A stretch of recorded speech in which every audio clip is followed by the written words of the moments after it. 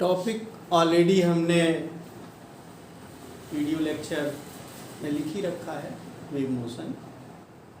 अभी तक हम लोग बारी बारी से सारी यूनिट्स की प्रैक्टिस कर चुके हैं। टाइम वेस्ट किए बिना मैं क्वेश्चंस करने जा रहा हूँ। उसके पहले आप ये ज़रूर सुन लें कि हम अपने हिसाब से जो आपके लिए मैं समझता हूँ कि सही क्वेश्चंस हैं, उनको सेलेक्ट करके आपके सामने रखता रहा हूँ और रख रहा हूँ।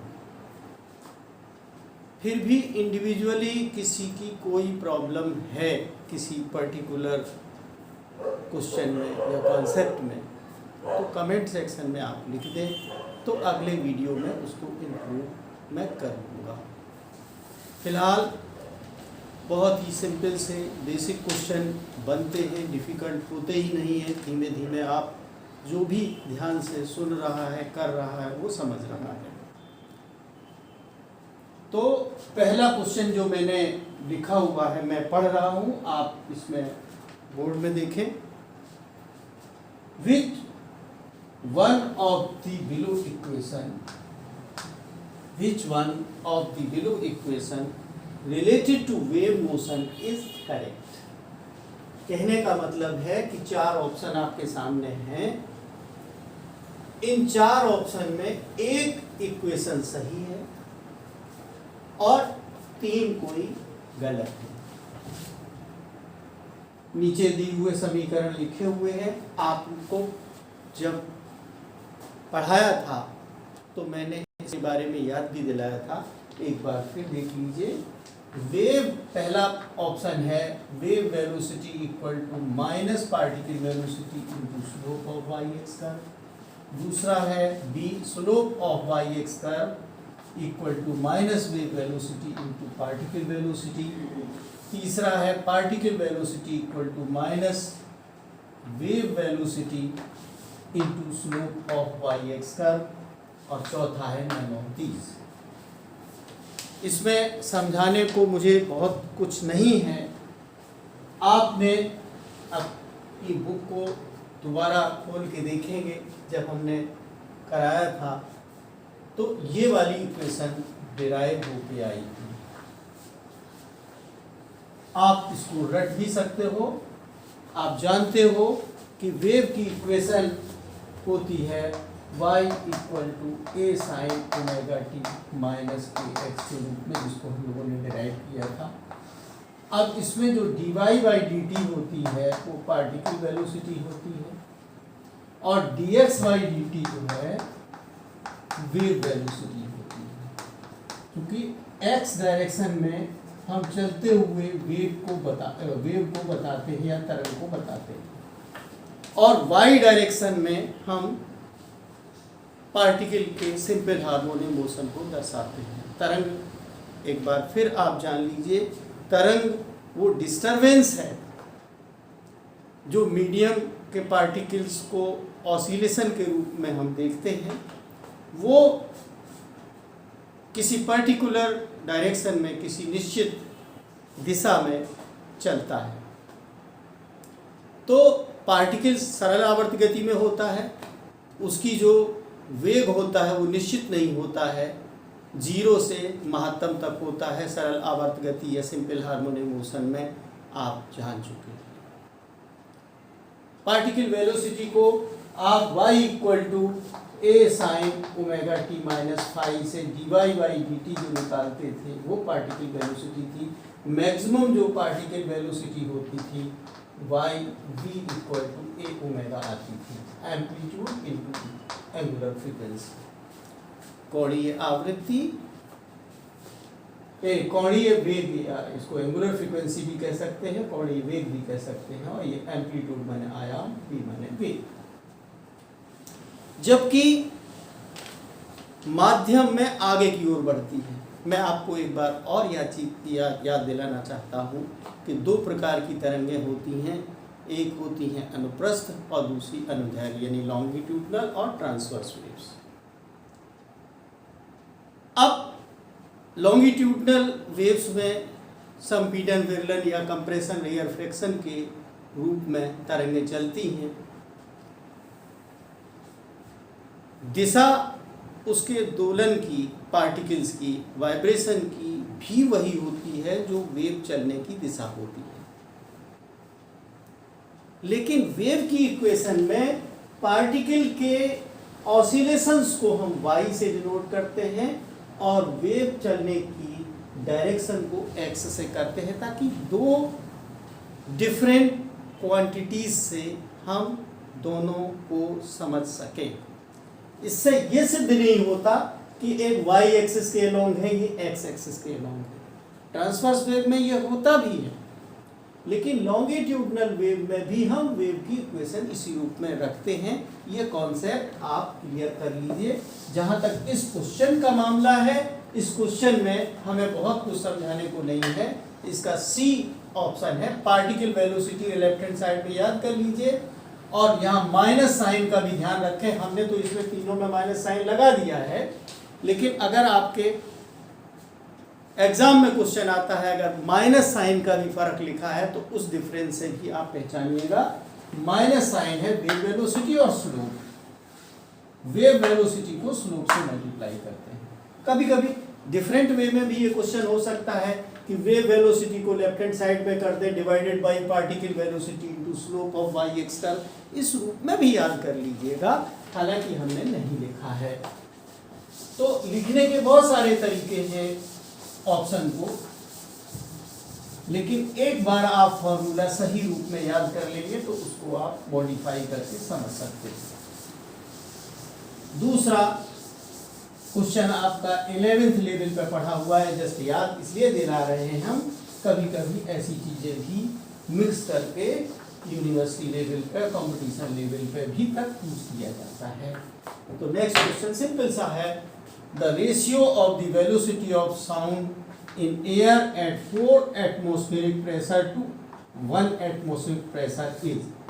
आप अच्छे से पढ़े हुए हैं कि जब वेव चलती है गामा पी बाई डी, ये सही फॉर्मूला होता है वेग, तरंग के वेग का, पी प्रेशर है, डी उसकी डेंसिटी या घनत्व है। न्यूटन ने तो under root P by D दिया था, लेकिन लाप्लास ने करेक्शन किया था एडियाबेटिक चेंजेस मानते हुए। तो इस फॉर्मूले के हिसाब से v directly proportional to under root P दिखता जरूर है, लेकिन आपने डिटेल में जब पढ़ा होगा कि प्रेशर बढ़ाने से डेंसिटी भी बढ़ जाती है, P upon D ratio constant रहता है, तो प्रेशर की वजह से कोई फर्क नहीं पड़ता है वेलोसिटी ऑफ साउंड पे। तो ये आप जस्ट याद कर लीजिए। आपको पता ही है कि जब वेग में परिवर्तन या वेलोसिटी में चेंज नहीं होता है तो इसका ऑप्शन 1:1 होगा। हम 2:1 भी इसका आंसर बना सकते थे, क्योंकि रूट में है आपके उसका, तो ना तो 4:1 इसका आंसर है, ना 1:4 है, ना 2:1 है, कुछ भी नहीं है, सिर्फ 1:1 है। मैं समझता हूँ आप समझ गए होंगे कि प्रेशर के बदलने से कोई फर्क नहीं पड़ता साउंड के वेग पे। अब हम लोग लेते हैं तीसरा क्वेश्चन। ये बहुत इंपॉर्टेंट है, कई बार डिफरेंट एग्जाम्स में पूछा गया है। आप जानते हैं कि तरंगों में कौन कौन सी घटनाक्रम आप देखते हैं। एक रिफ्लेक्शन होता है, रिफ्रैक्शन होता है, जिसको हिंदी में परावर्तन अपवर्तन कहते हैं। एक परावर्तन हो गया, एक अपवर्तन हो गया। तीसरा इंटरफेरेंस घटना होती है, जिसको व्यतिकरण हिंदी में कहते हैं। चौथी डिफ्रैक्शन होता है, जिसको विवर्तन कहते हैं। पांचवी पोलराइजेशन होती है, जिसको ध्रुवण कहते हैं। अब क्वेश्चन क्या है कि साउंड वेव्स के साथ कौन सी घटना नहीं होती है। आप याद करिए, रिफ्रैक्शन होता है यानी अपवर्तन होता है, व्यतिकरण भी होता है, व्यतिकरण साउंड में आपने पढ़ाई था 11th-12th में। डिफ्रैक्शन ये भी होता है, खिड़कियों के दाएं बाएं खड़े होते हैं आपको सुनाई देती है जो bending of wave around an obstacle is known as diffraction, यानी अवरोध के इधर उधर मुड़ना ही विवर्तन कहलाता है या डिफ्रैक्शन कहलाता है। तो साउंड में भी होता है, लाइट में भी होता है, लेकिन चूंकि लॉन्गिट्यूडनल वेव्स होती हैं साउंड वेव्स, से पोलराइजेशन लाइट में होता है, प्रकाश में होता है ध्रुवण या पोलराइजेशन, लेकिन साउंड में नहीं होता। तो क्वेश्चन है, with sound waves one can not observe phenomenon of, कौन सा नहीं दिखाई देगा, रिफ्रैक्शन दिखाई देगा, इंटरफेरेंस भी होगा, डिफ्रैक्शन भी होगा, पोलराइजेशन नहीं होगा। ये क्वेश्चन है सिंपल, लेकिन पूछा जाता है। नंबर तो सबके क्वेश्चन के बराबर ही होते हैं, सरल कठिन क्या होता, आता है तो आता है, इसमें कैलकुलेशन भी नहीं करनी होती है। नेक्स्ट क्वेश्चन भी बहुत सिंपल सा है, ये भी पूछा जाने योग्य है, सरल है। चौथा है, the sound of bomb explosion on the moon, यानी सब चंद्रमा के सतह पे बम का विखंडन होता है, धमाका होता है, धमाका की आवाज पृथ्वी पे सुनी जा सकती है, ये लिखा है। आफ्टर कितने देर बाद, 10 मिनट में सुनाई दे जाएगी, 73 मिनट में, या 1000 मिनट में, या no sound will be heard, या पृथ्वी के सरफेस पे साउंड सुनाई ही नहीं देगी, ऐसा भी ऑप्शन दिया हुआ है। आप जानते हैं कि जो मैकेनिकल वेव्स होती हैं, साउंड वेव्स मैकेनिकल वेव्स हैं या यांत्रिक तरंगें हैं, इनको माध्यम की आवश्यकता होती है। आप ये जानते हैं कि चंद्रमा से पृथ्वी के रास्ते में बहुत सारा ऐसा स्पेस है जहाँ पे कोई एटमॉस्फेयर नहीं होता, यानी कि माध्यम नहीं होता, तो बिना माध्यम के साउंड आगे मूव कर ही नहीं सकती। इसलिए पृथ्वी पे चाहे कुछ भी हो जाए, उसका एक्सप्लोजन की ध्वनि सुनाई नहीं देगी। इसलिए इसका आंसर है no sound will be heard at the surface of the earth. आप समझ गए होंगे। अब और हम लोग फिजिक्स में घुसते हैं। क्वेश्चन नंबर 5 पे आगे चलते हैं। क्वेश्चन नंबर 5 जो हमने सेलेक्ट किया है वो है डिफरेंशियल इक्वेशन से संबंधित, वन डायमेंशनल।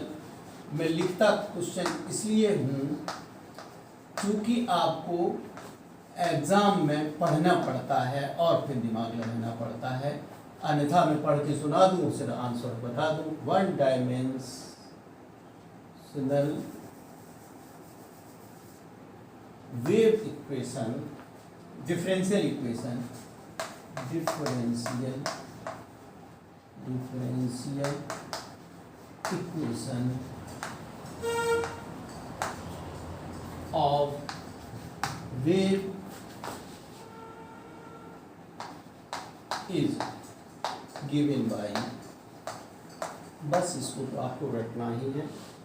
हमने 4 ऑप्शन लिख दिए हैं, डिवर 2y अपॉन डिवर t square equal to 1 upon v square, डिवर 2y अपॉन डिवर x स्क्वायर।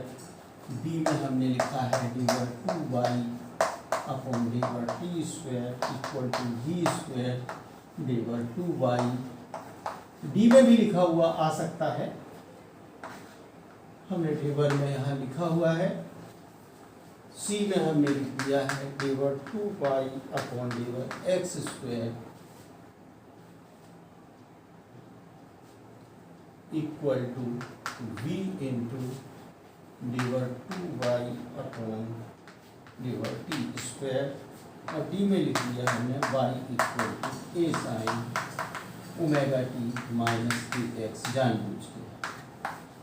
आप जानते हैं डिफरेंशियल इक्वेशन कौन सी है, पढ़ते समय आपने पढ़ा है, और इसका जो सही आंसर है ये गलत है, ये भी गलत है। ये इसलिए गलत है कि ये सॉल्यूशन है वेव इक्वेशन का, ये हल है उसका। y equal to a sine omega t minus kx तरंग का समीकरण है, यह वेव की इक्वेशन है, लेकिन डिफरेंशियल इक्वेशन नहीं है। डिफरेंशियल इक्वेशन वेव की या अवकल समीकरण वेव का ये तरंग के डिफरेंशियल इक्वेशन ये।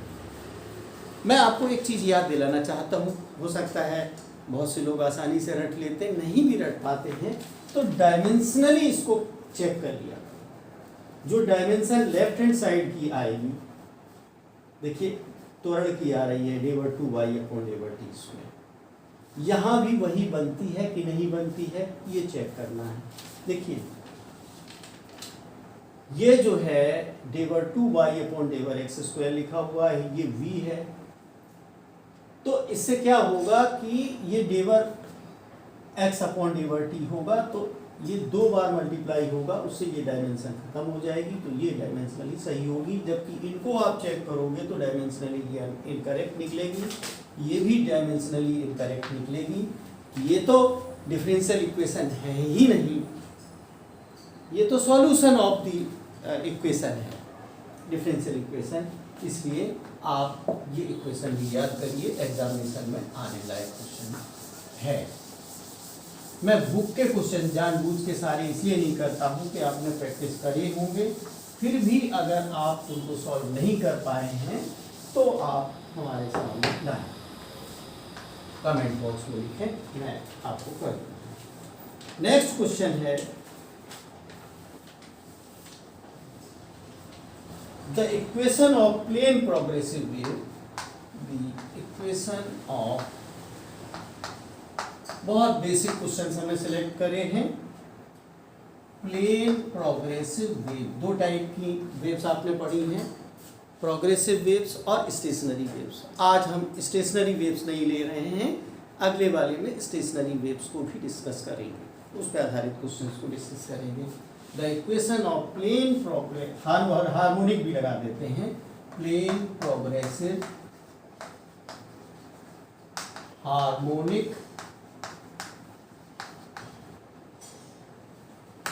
wave is given by, wave is given by, इस क्वेश्चन को बहुत ध्यान से देखिए। a y equal to a sine omega t minus kx।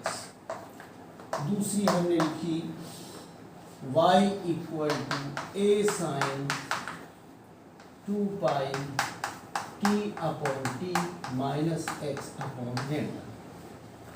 सी में हमने लिखा y equal to a sign 2 pi λ vt minus x, और डी में लिख दिया हमने ऑल ऑफ दीज या दी एरो। आपको एक वेव इक्वेशन तो हमने हमेशा रटने के लिए कही है, y equal to a sine omega t minus kx। ये किसके टर्म्स में है? ये इक्वेशन सही है, अभी हमने पिछले क्वेश्चन में देखा था कि ये सॉल्यूशन के रूप में यही वेव इक्वेशन क्वेश्चंस में यूज की जाती है। डिफरेंशियल इक्वेशन हम ऑलरेडी पिछले क्वेश्चन में देख चुके हैं। दूसरा, ये इक्वेशन वही है, अगर इसको हम n और t के टर्म्स में कन्वर्ट करेंगे, लैम्डा के टर्म्स में करेंगे, तो जब ओमेगा को हम 2π/t लिख देंगे, इसको 2π/λ लिख देंगे, तो 2π बाहर आ जाएगा, तो अपने आप इसी से ये क्वेश्चन बन जाएगी, इक्वेशन बन जाएगी। इसी तरीके से हम 2π को भी बाहर निकाल लेंगे और 2π/λ और v के टर्म्स में ले लेंगे, v जो तरंग का वेग v है या वेव वेलोसिटी है, उसके रूप में लिखेंगे। तो ये भी एक फॉर्म है जिसको आप 11th क्लास में b और c के फॉर्म को खूब अच्छे से यूज करते रहे होंगे। तो तीनों इक्वेशन के स्वरूप आपके लिए फायदेमंद हैं, आप आगे वाले क्वेश्चंस में देख सकते हैं, इसलिए आप तीनों को एक ही चीज मान के चले। तो प्लेन प्रोग्रेसिव वेव की इक्वेशन तीनों ही हैं, इसलिए हमने ऑल ऑफ दी अबव को सही आंसर के रूप में निर्धारित किया। सही तो ए भी है, सही बी भी है, सही सी भी है। अगर एक टिक करते हैं तो दूसरा उतना फिट नहीं है, चूंकि तीनों सही हैं और तीनों सही व्यक्त करने वाला ऑप्शन डी है, इसलिए आपको डी को टिक करना है। अब क्वेश्चन नंबर 7 लेते हैं हम लोग। बेसिक ही डिस्कस कर रहा हूँ, रिवाइज करवा रहा हूँ आपको। ताकि भूल से भी आपसे कोई भूल ना हो एग्जामिनेशन में जब आप क्वेश्चंस अटेम्प्ट करते रहें। मैं ये क्वेश्चन बहुत ही सोच समझ के लिया है। A wave equation gives a wave equation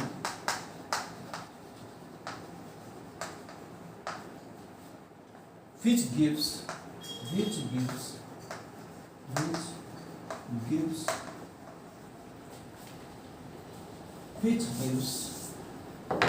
displacement along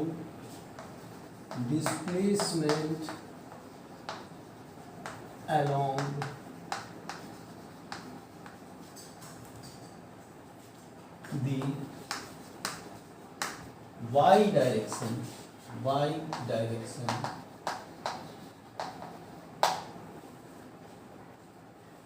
is given by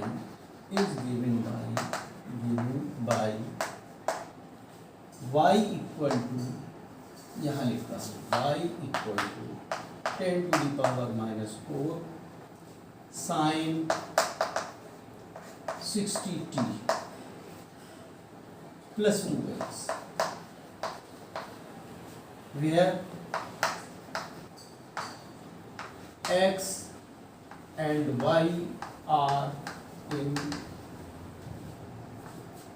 meters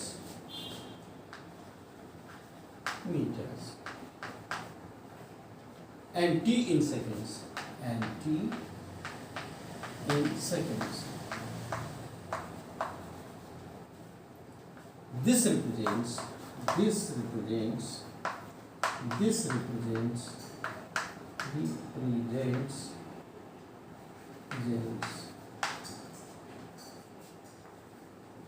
number 1 A B C D, 4 option लिखे हैं। इस क्वेश्चन में सब कुछ समझ में आएगा। ट्रेवलिंग विद ए वेलोसिटी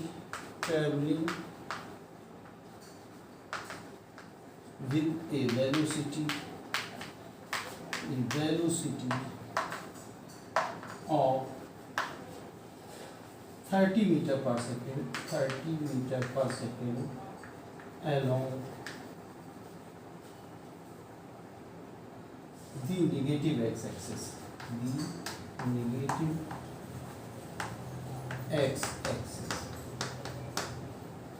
दूसरा ऑप्शन लिखा है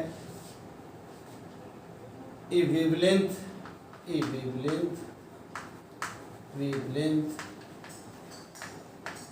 pi meter। C लिखा है of frequency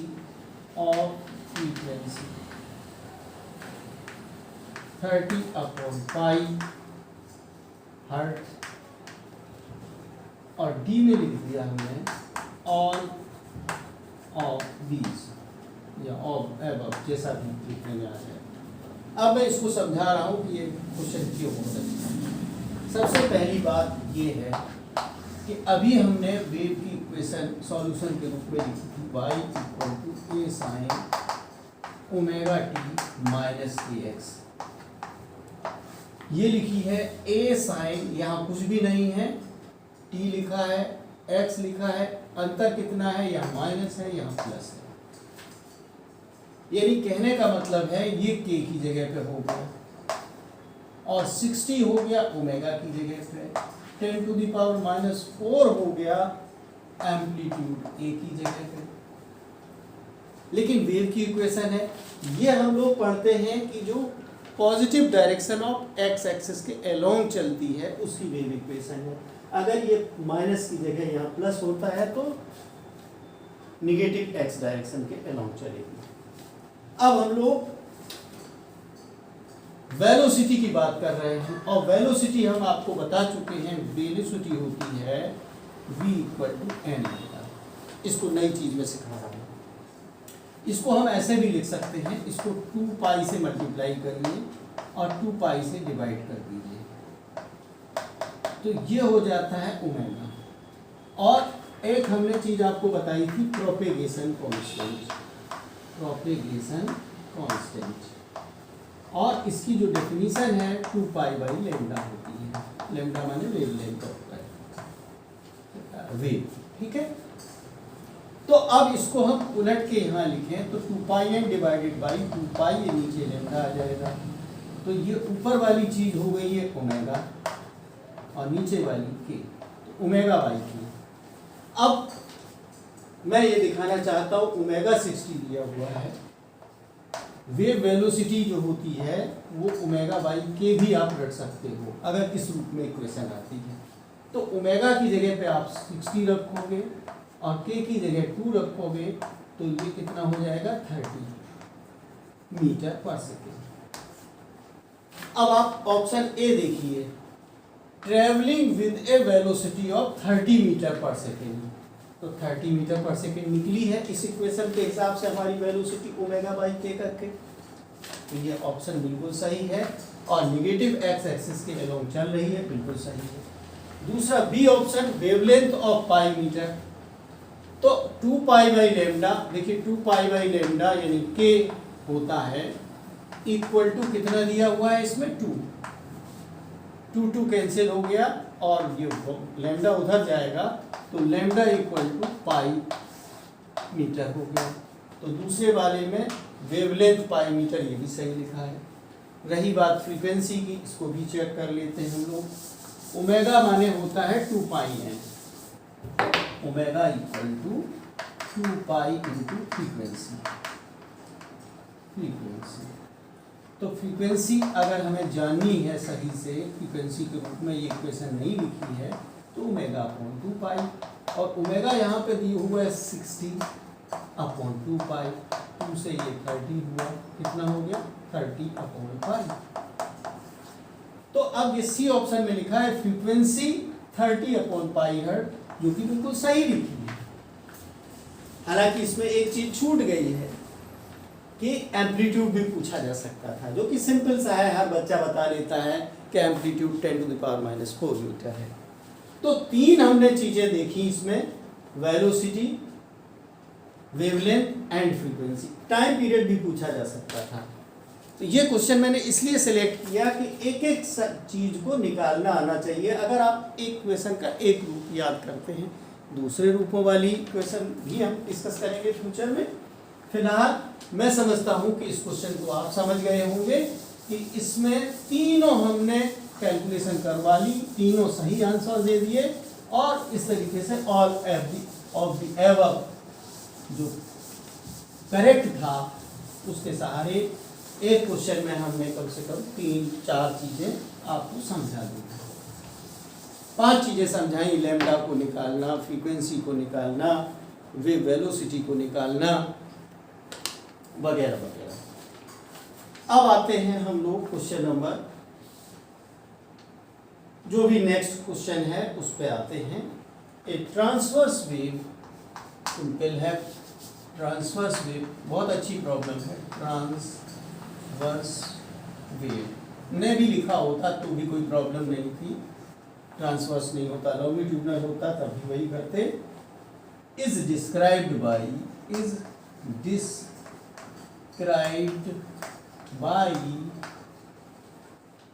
equation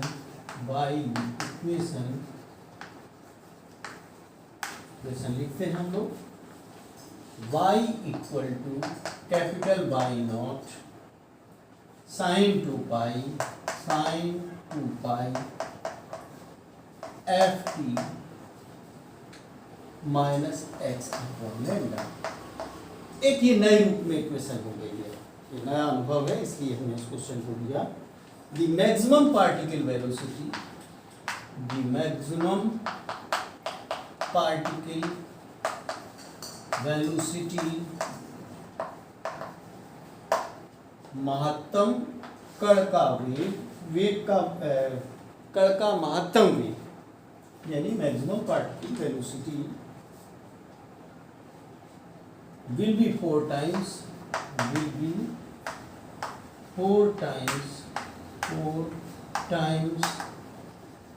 to the wave velocity wave velocity when, अब इसके ऑप्शन हैं। तो क्वेश्चन भी मैंने बहुत ही अच्छा सेलेक्ट किया है, आप इससे बहुत कुछ सीखेंगे। y equal to lambda equal to pi Y naught, capital Y naught upon 4। B option में लिखा है, मैं नीचे लिखा देता हूँ, lambda equal to pi Y naught upon 2। C में है lambda equal to pi Y naught, और डी में है lambda equal to 2 pi Y naught. अब इसका मैं ऑप्शन डायरेक्ट नहीं बता रहा हूँ, एक सिंपल सी बात आपको समझाना चाहता हूँ। आप जानते हो पार्टिकल वेलोसिटी का जो मैक्सिमम मान होता है, मैं सॉल्व करके बताऊंगा तब ये आंसर होगा। मैक्सिमम पार्टिकल वेलोसिटी का क्या फॉर्मूला अभी हमने बताया था, सिंपल हार्मोनिक मोशन में होते हैं पार्टिकल, और उसकी मैक्सिमम वेलोसिटी होती है ए ओमेगा। अब ये आप अच्छे तरीके से जानते हैं कि ए की जगह पे हमने वाई नॉट ले लिया है, ओमेगा की जगह हम 2 पाई एफ लिख सकते हैं। तो सिंपली मैक्सिमम पार्टिकल वेलोसिटी हुई 2 पाई एफ वाई नॉट। रही बात वेव वेलोसिटी की, वेव वेलोसिटी का फॉर्मूला आप जानते हो, वेलोसिटी होती है, आपने पढ़ा है v equal to N lambda, लेकिन यहाँ पे n की बजाय f से डिनोट किया गया है फ्रीक्वेंसी को, तो वेव वेलोसिटी हुई f लेमडा।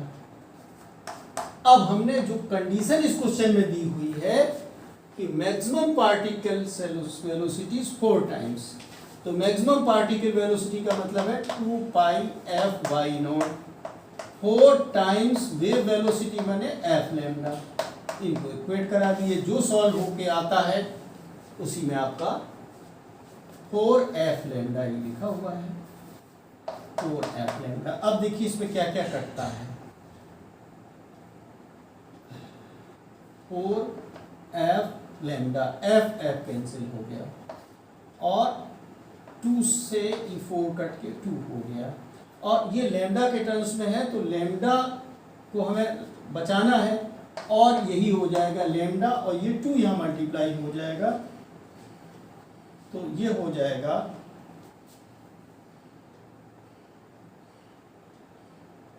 आप देख लीजिए इसमें 4 times wave velocity f lambda equal to this, यानी कि अब ये हुआ बचा के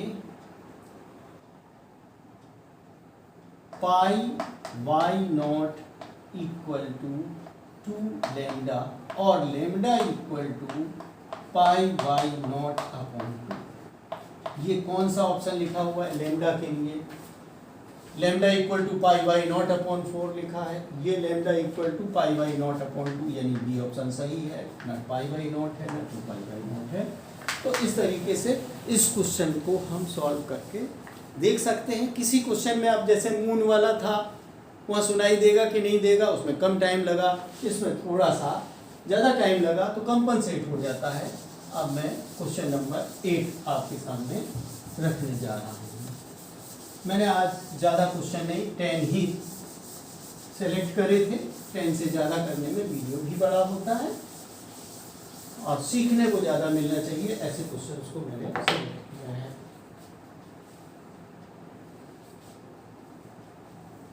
The equation of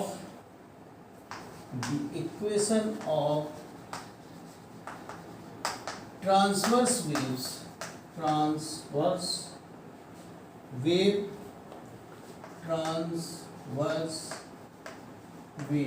अगर हम ट्रांसवर्स ना भी लिखते, द इक्वेशन ऑफ वेव लिख देते हैं, इज गिवन बाई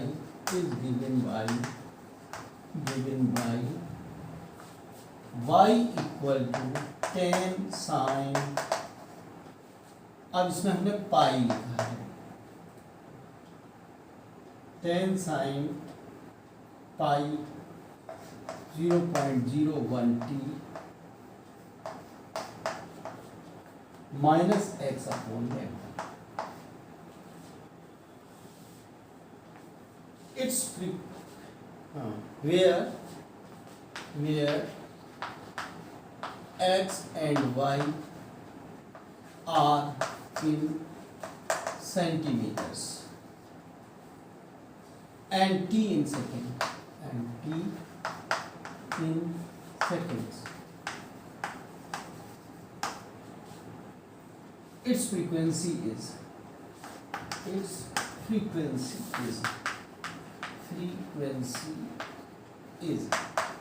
अब आप इसमें देखिए, हमने अभी एक तीन प्रकार की इक्वेशन के रूप दिखाए थे। उसमें आप ये इक्वेशन का रूप देखे होंगे, y equal to a sign 2 पाई t upon T minus X upon lambda. ये इक्वेशन उस टाइप की लिखी हुई है, लेकिन 2 पाई में लिखा हुआ है, तो इसको हम मॉडिफाई कर सकते हैं राइट हैंड साइड को 10 साइन 2 पाई 0.01 upon 2t minus X upon 2 lambda. ये हो जाएगा। अब हमें चाहिए फ्रीक्वेंसी। फ्रीक्वेंसी किस में आती है? इसमें आती है। एक्चुअली हमने कहा था t अपॉन टी लिखिए या फ्रीक्वेंसी इंटू टी। हमें इस क्वेश्चन में फ्रीक्वेंसी चाहिए। पहले ऑप्शंस देख लीजिए। ए 10 हर्ट्ज,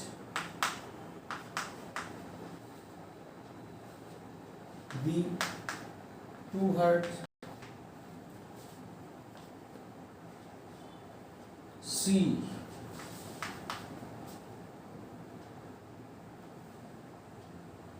1 हर्ट्ज, टी 20। अब आप देखिए इसमें 2 करोगे तो अब आप देखिए ये हमने 0.001 लिखा। सॉरी, थोड़ा सा गलती हो रही हमारी, इसके नोटेशन में परिवर्तन है। मैं देख रहा था इन्होंने यहाँ पे x लिखा हुआ है और यहाँ पे t लिखा हुआ है।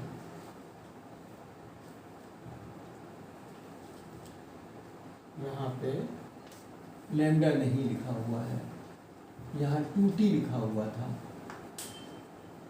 और यहाँ पे अपॉन 2 हो गया। 2 को हम बाहर लाए थे, नीचे डिवाइड करना पड़ा, तो यहाँ पे 2 अपॉन टी 1 हो गया। तो अब एफ टी की जगह पे क्या लिखा हुआ है? चेंज हो गया, माइनस हम बाहर ला सकते हैं, उससे कोई उसमें मैग्नीट्यूड पे कैलकुलेशन में कोई फर्क नहीं आएगा। हम आगे पीछे कर सकते हैं माइनस को बाहर लेके। माइनस हमने बाहर लिख दिया, इसको पहले लिख दिया, क्या फर्क पड़ता है? टी के साथ क्या लिखा हुआ है? टी के साथ अपॉन के रूप में या मल्टीप्लाई के रूप में 1 है। तो इसकी जो फ्रीक्वेंसी हुई एफ टी होना चाहिए या टी बाई टी होना चाहिए। तो ये एफ टी के रूप में 1t दिख रहा है, तो 1t का मतलब फ्रीक्वेंसी 1 है, तो इसका सही आंसर होगा 1 हर्ट्ज।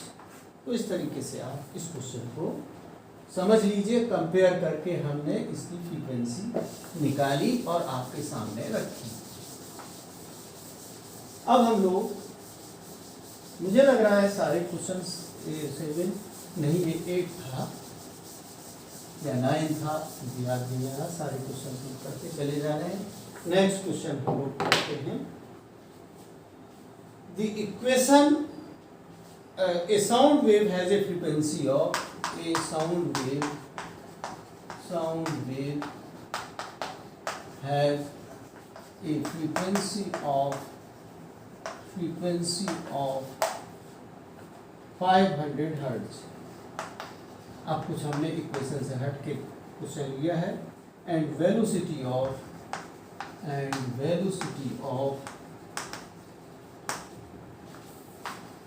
360 मीटर पर second. The distance between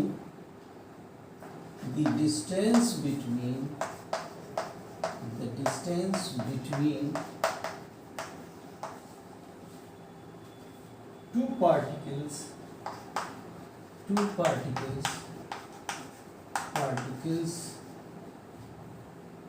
having a having a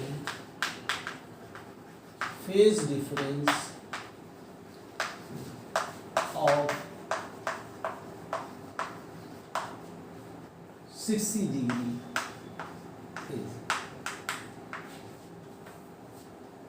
अब इसमें जो ऑप्शंस दिए हैं, ये क्वेश्चन नंबर 9 का,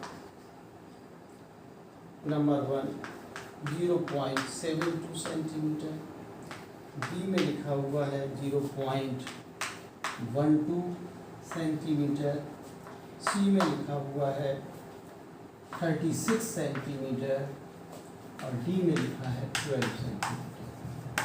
बहुत आसान है निकालना। देखिए, फेज डिफरेंस के बारे में आप ये जान लीजिए कि एक जो पूरी वेव होती है, फुल वेव, उसकी जो लेंथ होती है उसी को हम कहते हैं is wavelength.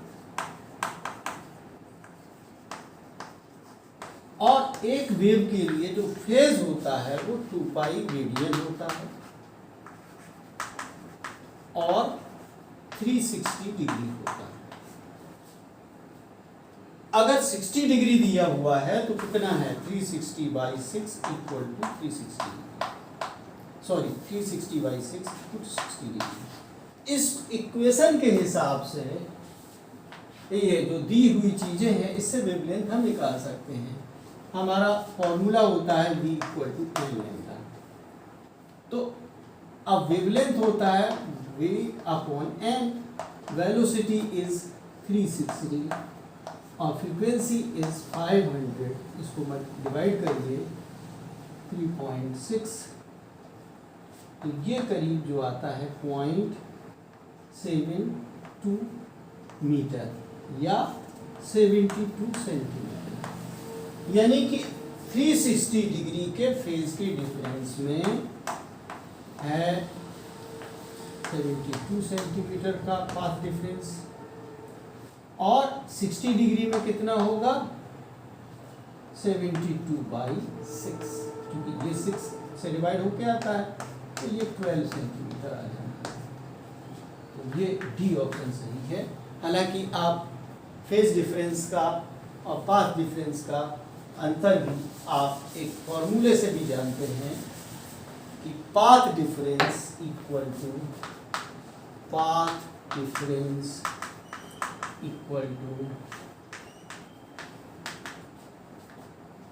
2 pi by lambda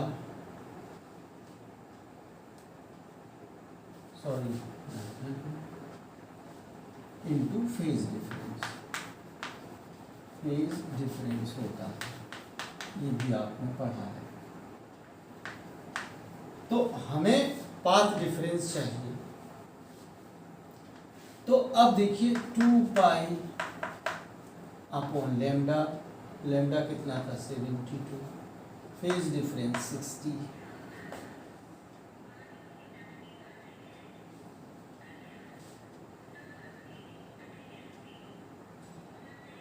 कुछ हमें लग रहा गलत लिख दिया मैं।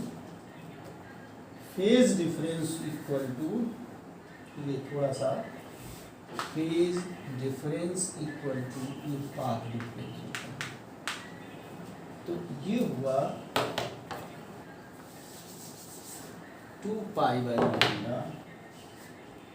फेज डिफरेंस हमारा 60 डिग्री है। 2 पाई को आप 360 में लिख दीजिए और लैम्डा है 72 और ये हुआ पाथ डिफरेंस। पाथ डिफरेंस हम कैलकुलेट कर सकते हैं। यहाँ 72 करिए, यहाँ 360 करिए, ये 6 आ जाएगा, ये 6 से 12 सेंटीमीटर। तो ये फेज डिफरेंस का मतलब ये फॉर्मूला आप और याद कर लीजिए। ये क्वेश्चन अलग से भी पूछा जाता है, delta phi equal to 2 pi by lambda into delta X. अगर जहाँ पे डेल्टा एक्स हमारा पाथ डिफरेंस है तो delta phi equal to 2 pi by lambda into delta X. इस तरीके से आप इसको लर्न कर सकते हो। या delta x equal to lambda upon 2 pi, मैं यही याद करिए, इसी से सब कुछ निकलता रहेगा, कंफ्यूज मत होइए। मुझे लगता है लास्ट क्वेश्चन, ये क्वेश्चन नंबर 9 था, और डिस्कस किया जाए और काम खत्म किया जाए। मैंने कोशिश करी है कि आप वेव से संबंधित जो भी बेसिक्स हैं वो भी क्लियर हों और प्रॉब्लम्स भी सॉल्व हों, ऑब्जेक्टिव वाली जो समस्या है वो भी सॉल्व हो। ये तो आपका 12th लेवल पर पढ़ा है आपने, और लाइट करने के लिए हमने क्वेश्चन सेलेक्ट किया। For every rise of 1 degree centigrade, और every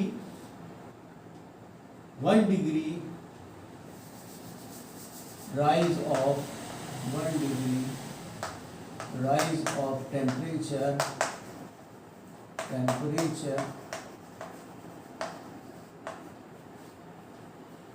the velocity of sound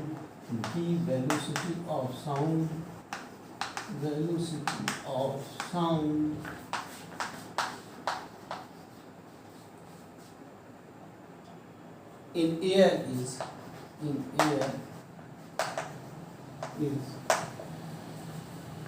changes by, change क्या मतलब इंक्रीज होती है, चेंजेस बाय, आंसर है 6.1 मीटर पर सेकेंड, बी में है 61 मिलीमीटर पर सेकेंड, सी में है 61 सेंटीमीटर पर सेकेंड, और डी में है 61 मीटर पर सेकेंड। ये तो आपने रटा हुआ है 11th क्लास में कि 1 डिग्री सेंटीग्रेड, इसको निकाला होगा आपने वैल्यूएट, जहाँ तक मुझे याद है जब मैं 11th में पढ़ता था तब मैंने पढ़ा था कि 0.61 मीटर पर सेकेंड का राइज होता है। अगर आपने नहीं पढ़ा है तो याद कर लीजिए। 1 मीटर पर सेकेंड से भी कम यानी 0.61 मीटर पर सेकेंड का राइज होता है। अगर हम इसको सेंटीमीटर में बदलेंगे तो 100 से मल्टीप्लाई होगा तो 61 सेंटीमीटर पर सेकेंड का परिवर्तन आता है। और 61 सेंटीमीटर पर सेकेंड ये सी ऑप्शन में लिखा हुआ है, तो इसलिए इसका आंसर होगा 61 सेंटीमीटर पर सेकेंड। मैं समझता हूँ कि सारे क्वेश्चंस आज जो हमने सोचा था आपके सामने डिस्कस करूँगा वो सारे हो गए हैं। आप इसकी प्रैक्टिस कर लीजिए, इसको सीखिए। अगर आप इन पे ध्यान देंगे तो आप ज़्यादा से ज़्यादा अच्छे तरीके से वेव्स को भी समझेंगे, और जो आपका लक्ष्य है ऑब्जेक्टिव पेपर में अच्छे से अच्छे मार्क्स का वो भी कंप्लीट होगा। मैं बहुत शुभकामनाएं देता हूं और मैं यहीं पे क्लास ख़त्म करता हूं। Thank you very much.